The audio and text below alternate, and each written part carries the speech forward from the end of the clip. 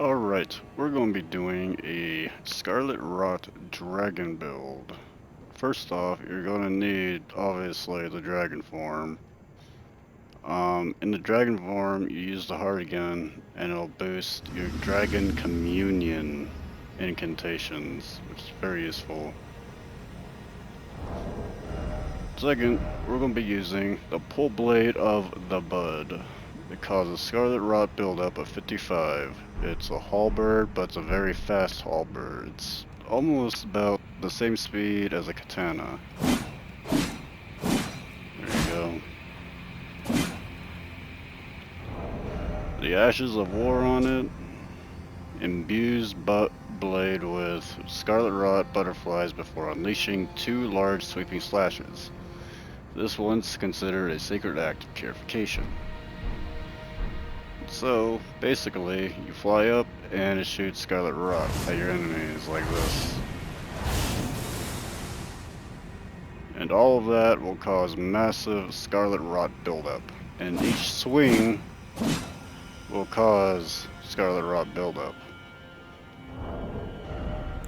Now for your talismans, you want Kindred of Rot Exaltation. Poisoning or rot in the vicinity increases attack power. Rotten Winged Sword Insignia. You have to do Miss Millicent's quest in order to grab this. It greatly raises attack power with successive attacks. Dragon Crest Great Shield Talisman. Enormously boosts physical damage negation. Erdtree's Favor +1. Raises maximum health, stamina, and equip load. So those are like the primary talismans you want to use. Obviously you can switch it up to fit your playstyle a bit more. In order to use a dragon form, you can't use any armor, but it does give you a light load in return, which is actually pretty useful. As for stats, you're going to want to put 60 in vigor here. You'll want to put 60 in vigor, also effects, resistance, and immunity. 25 in mind, but that's mostly for the spirit ashes personally. I personally don't mind using them. If you don't, that's cool too. Endurance, you can boost that up if you want. That'll give you more stamina instead of mind. You want to replace those two.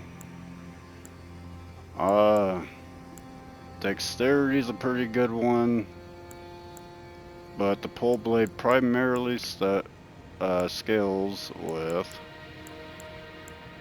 arcane. So you want to get arcane like as high as you want. I was using a different weapon, so my dexterity is a bit higher than it should be, so I'm probably going to have to switch that up later when I have the chance. And faith, you want to have at least 35 for the Scarlet Aeonia ability. And let's see, arcane, you want at least 53 for Bale's Flamed Lightning Strike. And for the third one, you should use either the Ghost Flame Dragon Breath or the Rot Breath. Up to you. Now, let's see here.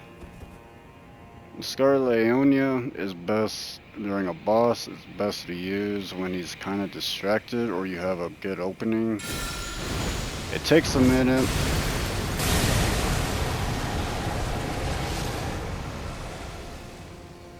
It takes a minute to launch, but in return it will cause massive Scarlet Rot buildup, and you can use your halberd to keep that buildup going pretty good, continuously.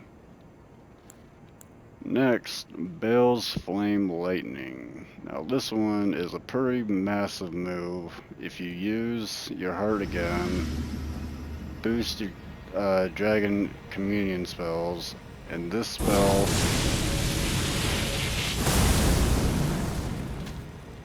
that spell becomes as devastating as it looks. It is no joke. It does so much damage to bosses, it is ridiculous. But like the Scarlet Rot, it takes a minute to launch, and you have to get it right. But if you do hit it, it will do a massive amount of damage. Definitely recommend it.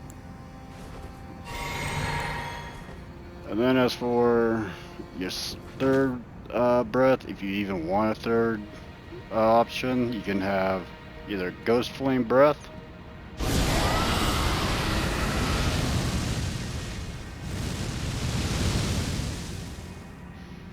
it's like the Flying Dragon Breaths, only it doesn't cost as much focus points, FP.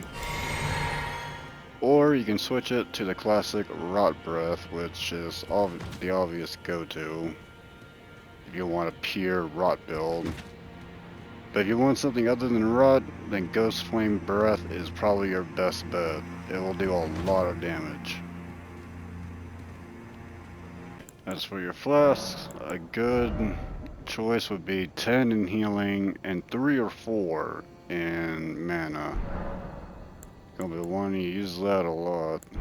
As for flasks of Wondrous Physique, I use obviously the Opaline Bubble Tier, which significantly negates damage, which will come really useful when using Bale's attack or the Scarlet Ionia.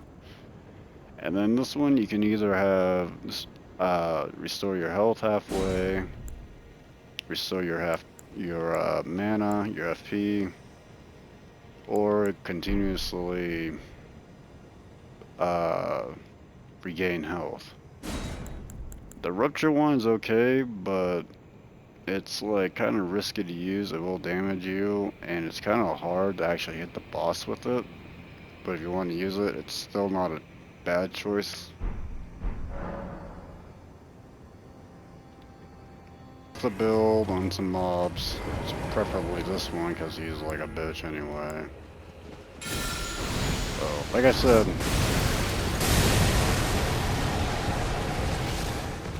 that one's a little hard to pull off, but once you do, you'll almost guarantee get a rot.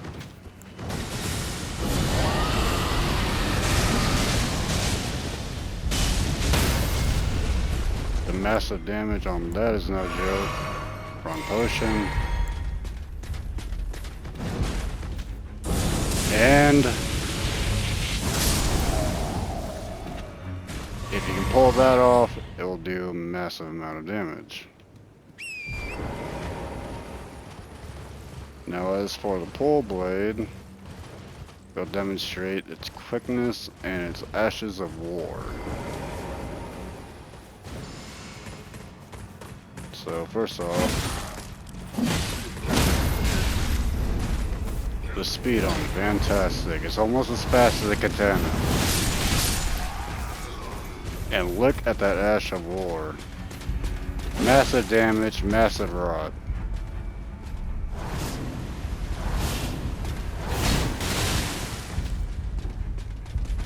Beautiful.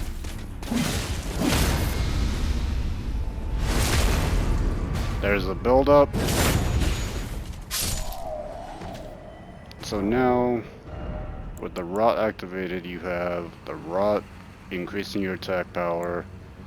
Plus, with consecutive hits, your attack power gets greatly increased, delivering massive amounts of damage. And there you have it, the Dragon Scarlet Rot build.